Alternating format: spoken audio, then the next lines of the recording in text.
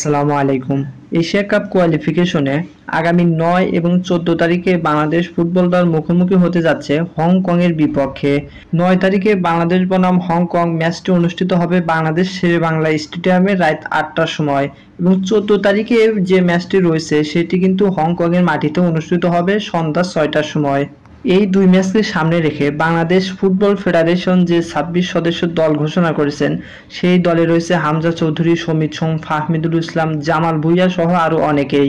Asia cup কোয়ালিফিকেশনে Bangladesh group সিতে রয়েছে, যেখানে এখন পর্যন্ত সিঙ্গাপুর ২টি ম্যাচ খেলে ৪ পয়েন্ট নিয়ে পয়েন্ট টেবিলে ১ নম্বরে অবস্থান করতেছে।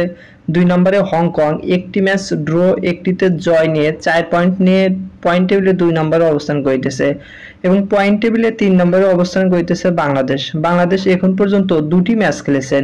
প্রথমটি খেলেছিলেন ইন্ডিয়ার বিপক্ষে, সেটিতে ০-০ ম্যাচে ড্র হয় এবং দ্বিতীয় ম্যাচটি খেলেছিলেন সিঙ্গাপুরের বিপক্ষে কিন্তু বাংলাদেশ ১-২ গোলের ব্যবধানে হেরেছিল।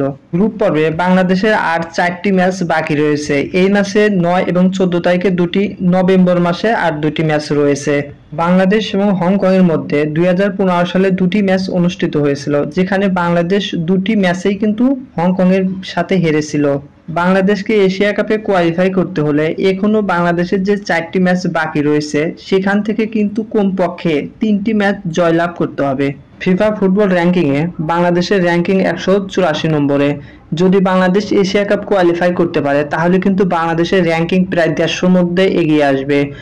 আর বাংলাদেশের সকল প্লেয়াররা কিন্তু ইতিমধ্যেই বাংলাদেশের ফুটবল ফেডারেশন ট্রেনিং সেন্টারে যোগ হয়েছেন। শুভকামনা রইল বাংলাদেশের প্লেয়ারদের প্রতি। আর যারা আমাদের চ্যানেলের নতুন অবশ্যই কিন্তু চ্যানেলটি সাবস্ক্রাইব করবেন, আর সাবস্ক্রাইব করলে কিন্তু খেলার সকল নিউজ পাবেন। ধন্যবাদ সবাইকে।